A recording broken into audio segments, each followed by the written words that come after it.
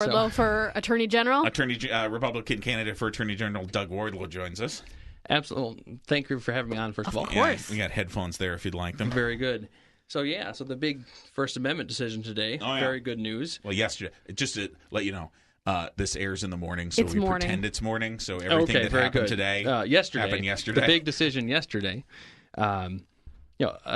It's the court made the correct decision there because the First Amendment protects speech, of course, and the problem with the Minnesota law is that you had a situation where election judges were given the authority to determine what was and was not political and what was and was not permissible under the statute in terms of speech on a T-shirt or any other kind of graphic display or clothing. It seems the High Court is fine with this, just as long as you're not as vague as Minnesota state law happened to be. Well, you have to be much more specific, because you need to make sure that you don't have unfettered discretion, essentially, to squelch people's speech. So it opened up the ability for just someone at the polls that's in charge of that one election district saying, well, I mean, right.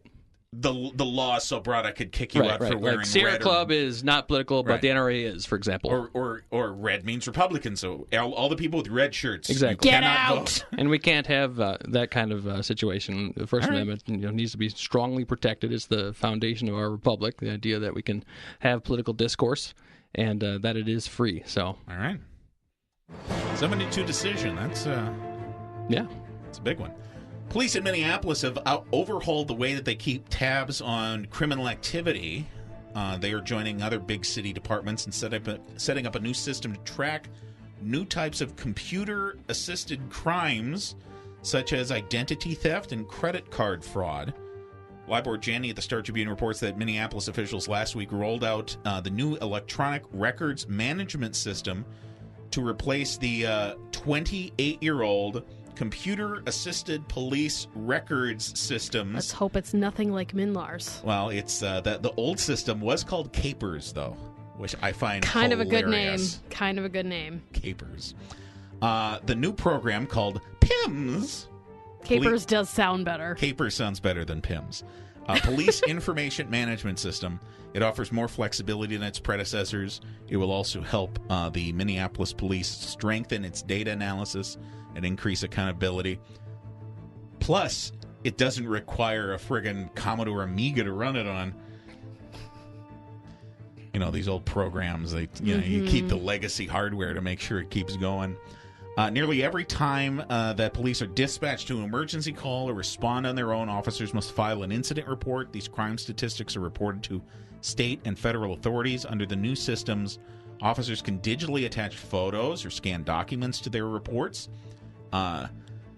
Reinhardt, who is Lieutenant Greg Reinhardt, the chief technology specialist with the department, said that we no longer have to put it on the shelf in the property room and keep it for years and years. Well, and it years. feels like, okay, we've been in the digital era for quite some time. This seems overdue. Yeah, when you got Max Headroom selling new Coke in the 1980s, it's like, okay, maybe we got to update our system if we can't have Max Headroom on our computers now. Yeah, no, I'm all for this. I think it's great. Anything to make policing faster and to use data to police better. I love it. And hell, now that we've got this machine learning and this artificial intelligence, I can't imagine what some computers could do with this data to, face recognition when the policemen are driving down the street. Okay. Now we're getting into what was that movie with Tom Cruise? Top Gun. Cocktail. I don't know. We're getting into a real Minority Report situation where they're like pre-crime and stuff. I don't think we're going to get like pre-crime and stuff. But if the computer just happens to know that, like, for some reason, Tuesdays at noon, this intersection seems to be the place for stuff to go down, and just put an extra troop, put an extra squad car over there. Yeah. That kind of stuff. That'll be interesting. Yeah. That's the kind of stuff I'm talking about. Just policing Not smarter. Face recognition. Not face recognition. not going, well, we're arresting you because you're going to murder someone in 3 days. Right. You didn't know that, but we do. Right. Yeah. Based on your What is your position as an attorney general candidate on pre-crime? Haven't thought about pre-crime too much, but I'll tell you this: any way we can make policing more efficient, that's a good thing. And it does sound like this particular thing is overdue. I would just say that we need an attorney general who's actually going to back up law enforcement and actually support them, hold trainings, make sure that they know the best ways to go about things, to make sure we're lining up cases that are can be prosecuted so we can actually get the criminals behind bars, support our police. Our current attorney general hasn't been doing that. Democrats for the last 48 years have not been doing that, and that's a big reason I'm running for attorney general. You sound like you might be the guy. You see what he's doing? I do. He's very good. He's turning everything into it. That's good. That's good. That's what you got to do. Let's see if we'll talk to you in the next segment. Let's see if he can do that with this story. I'm excited. Let's see you segue this back to your campaign with this story. Yes, that's a challenge. A rat infestation has closed the eastern Duluth Congdon Park Elementary School. The school and the grounds will be closed this summer. The rodents have been spotted entering the drainage system under the gym, according to the schools. There's a photo of one of the giant rats in the dumpster on the Duluth News Tribune page.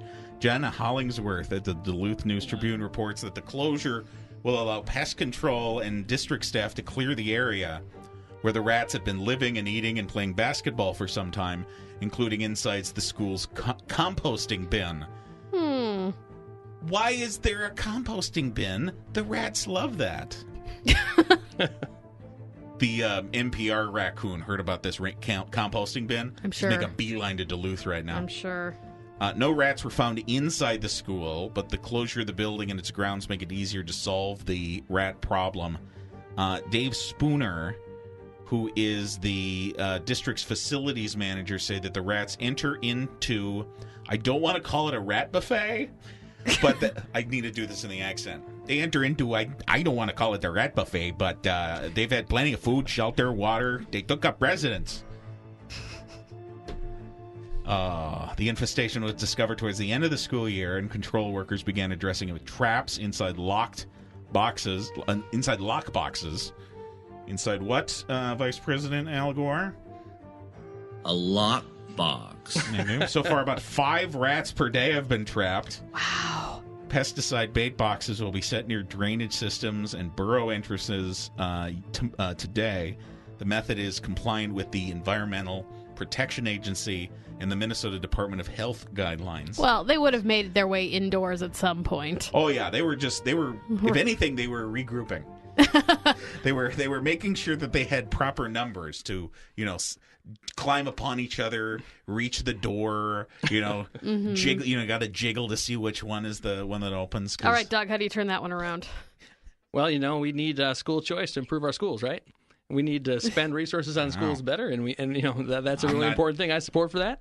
I don't want to go to that school. That's the school with the right, rats exactly. in it. We have a little competition. Maybe we'll have less schools with rats. Guess who defends state laws, right? When we pass school choice reforms to the legislature with our new Republican governor next year, the attorney general is the one that defends the law, and we need a good, solid conservative attorney general who's going to do that. That's very good. Several dozen Belle Plaine residents were evacuated on Wednesday when construction crews severed a gas main in an alley in the historic downtown. Mayor Meyer said that the high-level leak began around 6 p.m. South on the block of South Meridian, the town's main commercial district. Neighboring residents were evacuated to the local elementary school. On late Wednesday night, CenterPoint Energy had not capped the line. The mayor said during the duration of the leak was our main concern. Our emergency operating center at the fire station was about 4 or 5 blocks from there, and you could really smell the gas. Well, you would think. Doesn't Belle Plaine kind of smell like that anyway? I don't think so. It's all the farms are there, and it all kind of smells a little funny when you drive down 169. Okay. Numerous businesses, including an insurance office and a bar along the stretch, were also forced to close early. That didn't mean that the patrons of the bar did. This reminds me of the Simpsons episode where I think Mr. Burns drills for oil next door or something, and fumes are going off, and it's making all the bar patrons loony. And Mo's like, "If you guys are getting loopy off of those fumes, I'm gonna have to charge you for it." Jeez. Well, that article was by Liz Sawyer of the Star Tribune. Thank you. I forgot to cite my sources. Finally. If you thought the 4 years of freeway hell was bad, yesterday it got worse. A semi rollover on 35W at 94, right where that construction starts, blocked off drivers for a significant portion of yesterday morning. Drivers encountered a lunchtime snarl after a big rig tipped over on in the vicinity of 26th Street while rounding a curve in the construction zone around 10:30 yesterday. Tim Harlow at the Minneapolis Star-Tribune reported that for a short time, all southbound lanes were closed in the area and all traffic was diverted onto westbound I-94. Around 20 minutes past noon, one of the southbound lanes on 35W was reopened, but only for motorists already on the freeway. The ramps remained closed while the truck was uprighted and taken away. The incident clogged traffic as far back as the Mississippi River on westbound I-94 near Hiawatha Avenue. By 1:30 p.m., all ramps and lanes had been reopened and traffic was free-flowing. What happened? Trucks just don't fall over. So you're supposed to go 35 miles an hour in that turn. That's the recommended speed. Okay. They have made it, it used to be 2 lanes to get through there. Mm-hmm. They have made it 3 temporary lanes. But you take the turn slightly differently than you did before they started construction. So I don't know if this driver was just not used to making the turn this way or not driving used to the lanes being that narrow or not, there's people working relatively closely in giant chunks of concrete to avoid, because they're kind of, they're working right next door. I drove through this on Wednesday, this very area, and it was slightly different than normal. It was a different curve. Yeah. Got it. Well, that makes sense. I don't know if that's it. I don't know if it's what the guy was carrying, but yeah, that has to be terrifying. I mean, in general, but just if you were the driver, I'm tipping over. I can't. There's nothing I can press or use or control here to prevent what's happening from happening. And I hope there's no one in the other lane. Yeah. Oh my. Oof. Yeah. So yeah. So it's good. It's gonna be like this for 4 more years, at least. 4 years of freeway hell. And that's a reminder that if you'd like our 4 years of freeway hell t-shirt, go to upandadamshow.com/store. It's so hard to say that. Happy Friday. And truly, it's a truly badass t-shirt. You're going to want to get it. It's got flames and everything. Well, when we come back, we are excited to talk to Doug Wardlow, who is the Republican-endorsed candidate for Attorney General, to hear what he thinks about Keith Ellison jumping in the race and other stuff. Yeah. Not about rats, though. We're done with the rats. Hey, everyone. It's Jason Quick, host of the Sauce Podcast, part of the Pod Babble Network. On The Sauce, you'll hear myself and my guests discuss all of the topics, from sports to entertainment, parenting and relationships, and the occasional political take. But be warned, it might not always be what you expect. The Sauce Podcast, where we throw everything in the pot, stir it up, and hope it comes out tasty. Join me every Thursday and enjoy.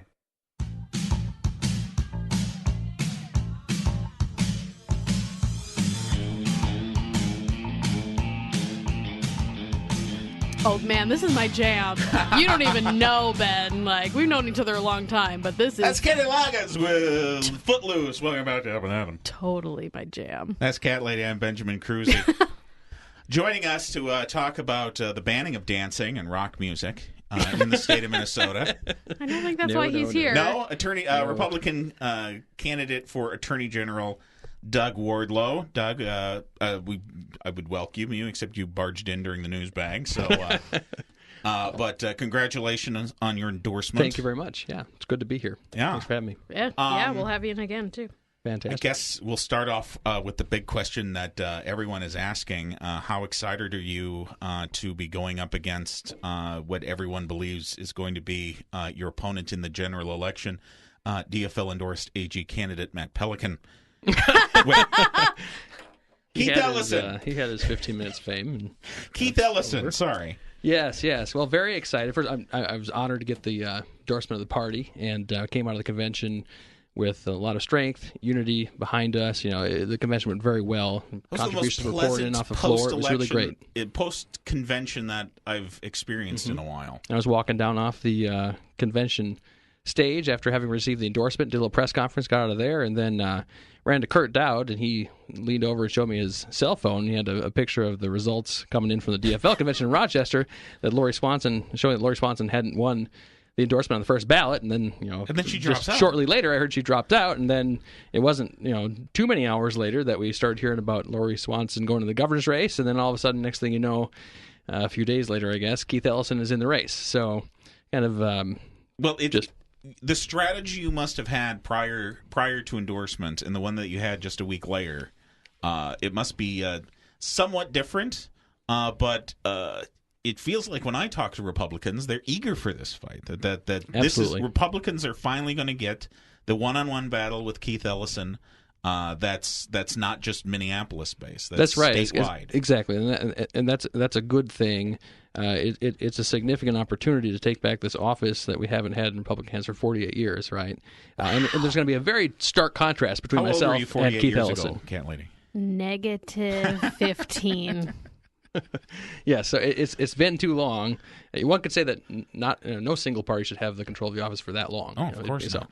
So just balance says it should go into Republican hands this time. But so we're gonna have a nice, strong contrast for all Minnesotans to take a look at and choose between myself and extreme Keith Ellison. And Keith Ellison is very extreme. So Republicans have been complaining about Lori Swanson, that she's not using the office in the right way. She's using it more to sue companies, whether they be pharmaceutical companies or cable companies, or the president. Right. Yeah, she likes to sue the president. What do you think Keith Ellison's mission would be? Well, as to be AG. He's stated that he is running specifically to obstruct President Trump's agenda. So he wants to become like the Attorney General in New York or California, and just take the office and make it even more political. The Democrats have thoroughly politicized the office over the last couple of decades. He wants to take it to the next level. That's why he's running, is just to be a thorn in the president's side. So if you do that, completely inappropriate. What time is there left for the stuff that you should be doing for the state of Minnesota? It was already with Lori Swanson in charge. She spends quite a bit of time suing President Trump, like on the travel ban. Mm-hmm. She sued the president recently to block him from putting a question on the census regarding citizenship, which is a completely political lawsuit. No legal basis for that one really at all. And she's really dropped the ball. And Keith Ellison's going to apparently continue to drop the ball and make it more political. The welfare fraud situation we have with child care subsidy fraud comes to mind. The Attorney General is the only statewide official with the statutory and legal authority and really the duty to prosecute welfare fraud, including child care subsidy fraud. And so I'm sure you both have heard about the situation with the Somali daycare centers and all of the money that is being defrauded from the state to the tune of tens of millions of dollars a year. Some of which is going overseas. Some portion. Some portion is we don't know, being sent overseas. Right. And through money courier services called hawalas, and at least one of those is affiliated with Al-Shabaab. So some of that money is going to terrorists, and first of all, none of it should be defrauded from the state. And Lori Swanson's dropped the ball, and Keith Ellison doesn't seem to want to do anything about it either. He said that the Fox 9 journalists who put out the investigative report on this should retract their story for attacking the Somali community, which is ridiculous because it simply is stating the facts. It's nothing. It really doesn't matter who's doing it. It wasn't it's because fraud. They were Somali. That's right. It was because it was fraud. Because it's fraud. Right. So that's his position, and it just shows how very political and partisan he is. So what's happening in certain neighborhoods, just if there's crimes being committed, turn your head and look the other way. Apparently, that's what he's saying. Doesn't seem like what an attorney general should be doing. No, the attorney general is supposed to be the one who stands up for the rule of law and enforces the law. It really shouldn't be a political office. It's a partisan office, but it shouldn't be political. The rule of law should always be above politics, and that's really why I'm running to get that kind of concept back in place there, and to do all the things the attorney general should be doing, like cracking down on welfare fraud, prosecuting it, bringing civil suits to recover monies that are defrauded from the state. Public safety, that's very important. Our county attorneys, who are our frontline prosecutors, they do not have the resources or the backing that they need to prosecute criminals, and that leads to more plea bargains, and Minnesota is less safe. The attorney general is supposed to lead the way on that, too. One of the complaints I heard is a number of counties who have been fighting human trafficking.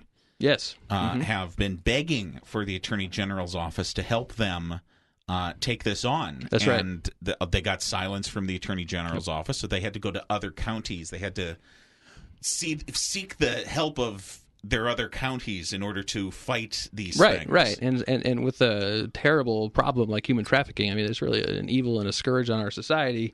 We need to be fighting that with all the resources we can muster, and the Attorney General is the top law enforcement official really in the state, should be leading the way on that, coordinating with law enforcement, making sure county attorneys have the training and the expertise and the backup that they need to prosecute cases, just lining up the strategy and coordinating with our federal partners too. That's what I intend to do. Lori Swanson hasn't been doing that. It doesn't look like Keith Ellison's going to do that because he's going to be busy suing President Trump, apparently. Now, there is a primary that has to happen. It's a five-way race for Attorney General. It may DFL be primary it could be someone else. But what do you do in between now and by the time you actually know who your opponent is? I'm just going to continue to travel the state, done well over 250 stops already, and just spread the message about the need to return this office back to what it's supposed to be, and that is an office that stands up for the rule of law, keeps people safe, pushes back against the regulatory state, lifts the burden of regulations off of job creators. We need to work on election integrity, enforce our election laws. There's so much that we should be doing with this office that we aren't. So I'm just going to continue to deliver that message to Minnesotans across the state, and the DFL folks, they can all fight amongst each other, and whoever comes out on August 14th, happy to go against them in the general election. I think we're going to win. Well, and you have a head start too. Right. That's right.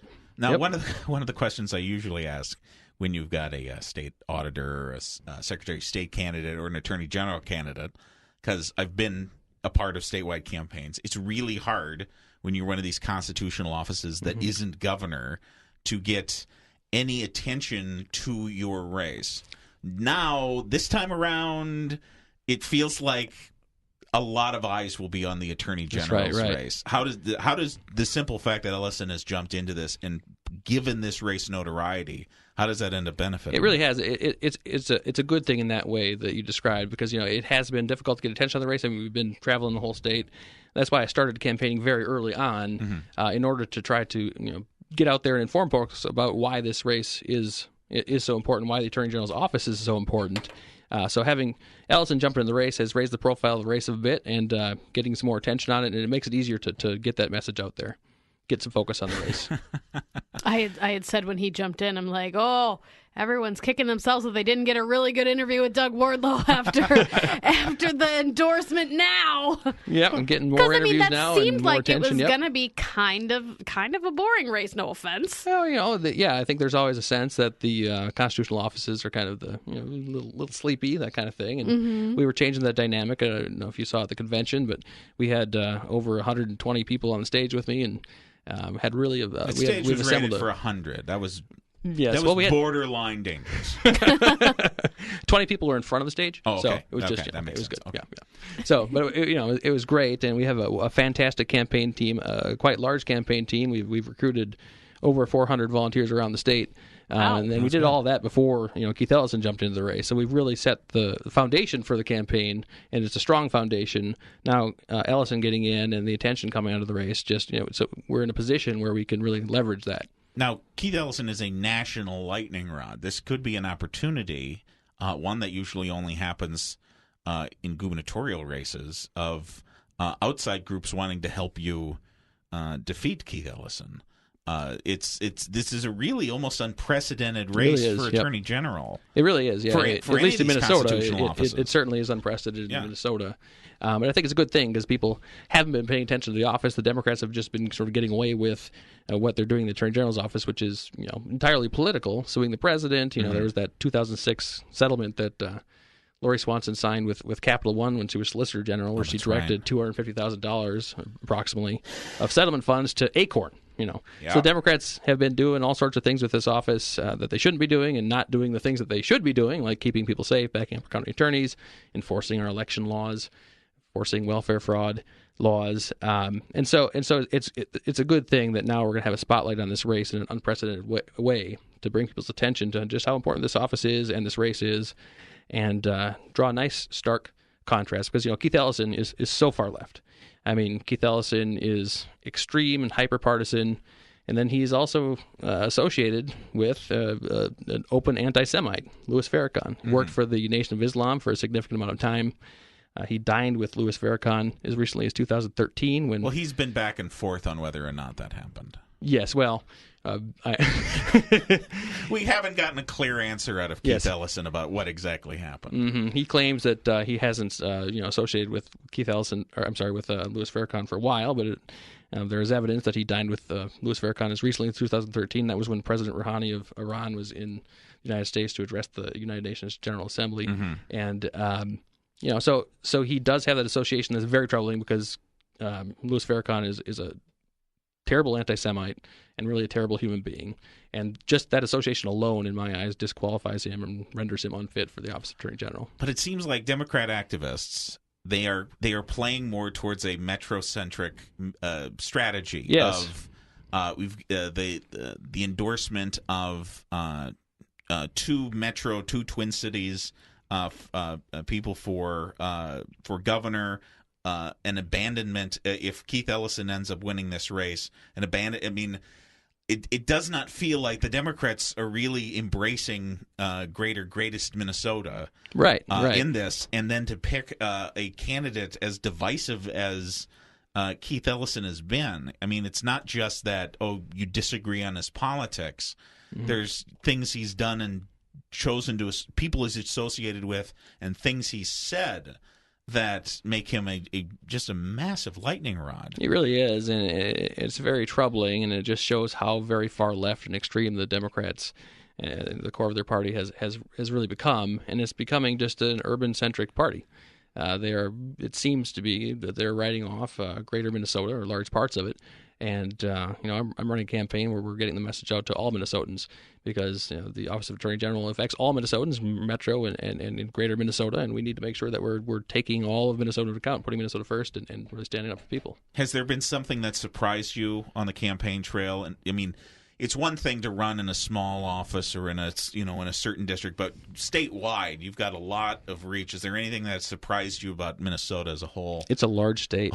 You know it's large, but once and then you realize there's way more Minnesota left to go. When I was in Duluth, and I asked somebody I was talking to there where they were from, and they said they were from northern Minnesota. I was like, wow, that's right. There is quite a bit of the state left further north of Duluth, and then the 7th Congressional District is enormous, and even further north. I can't imagine people in Winnipeg. I don't know. That must be cold. Yeah. Do you think Winnipeg will vote against Keith Ellison? Well, I don't know. I don't know if the Democrats bring in voters from there or not. But what do you look forward to in the campaign trail? The best part of campaigning is going out and meeting people, visiting all the different small towns around the state, and just getting to hear people's stories and understand their concerns, and just meet really wonderful people who are good folks and are trying to make a living and trying to build lives of meaning for themselves and in their communities, and that's really a privilege and an honor to be able to do that. What are their concerns, and what do you hear from the voters as to what the Attorney General could do? Well, once I start talking to folks about what the office is supposed to do and what it could do, people are very concerned about the office being politicized. Okay. They're very concerned about the Democrats using the office to basically fight President Trump in a partisan war.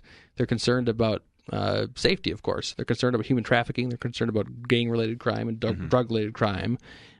They're concerned that the Attorney General's office isn't backing up the police and providing them the resources they need and coordinating with them, or our county attorneys and the prosecutors. So they're very concerned about that. And then there are a lot of folks that are also very concerned about election integrity. I hear a lot about that. That we have too much illegal voting going on in the state, and the Office of the Attorney General should stand up and enforce all of our laws, and including our election laws. So when I'm Attorney General, there's one fewer of those now, so it should be a little easier to enforce those. When they're constitutional, they need to be enforced. Okay. Clearly unconstitutional like that one, that one is now the Supreme Court has dealt with that, so that's good. But we got to send the message that if you intentionally, knowingly cast an illegal ballot in Minnesota, there's a good chance you're going to go to jail, and that's going to change the way that politics in Minnesota works, and make sure we have fair elections, and should help us turn the state red by having fair elections. So I don't care what you're excited about on the campaign trail. I'm more excited about what are you excited about when you win? Like, what is your first top priority? There's so many. This done. Yes. Well, the first thing we're going to have to do is we're going to have to go in there and just take stock of the office. There are 46 political appointees there that are attorneys. There are 35 assistant attorney generals. There are 6 deputy attorneys general. And then there is the Solicitor General. It's kind of like the number 2 person. And then Mike Hatt just wanders around the office because he still has a key. So we're going to take away Mike Hatch's key. That's going to be fun and important to do. And then we're going to go through and make sure that those 46 political appointees are folks that believe in the rule of law, are good attorneys, that have the right things at heart, and are all about enforcing the law. And if they're not, they're gone. If they're not going to get on the board with a program of not being political, and rather than that, standing up and enforcing the law and standing up for our constitutional rights and freedoms, then they're gone, and they're political appointees, so I can get rid of them for any reason. And then we're going to get in a whole bunch of new, solid, rule of law-oriented attorneys and turn the place over, and we're going to make sure that it starts doing the things that the office is supposed to do. And I think one of the very first things is going to be lining up prosecutions for welfare fraud, specifically child care subsidy fraud, and making sure that our taxpayer dollars aren't being defrauded or sent overseas to terrorists. Here's why I enjoyed that answer that you just gave. You didn't just go, okay, my top priority will be fighting this child care fraud. It was like, I give you a computer, what's the first thing you do? And you're bookish and knowledgeable enough. Well, first I turn the computer on. yes. And then I type in my password. Right. And it's just one of these things is like, well, technically the first thing I do. That's the kind of hey, that's great, though. Specifics-oriented attorney general I want. I didn't know that there was that many people in that office. Oh, yeah, nearly 200 attorneys and plus support staff. So it's huge. It's a huge office. And if you fire any of the support staff, I'm looking for a job. All right, very good.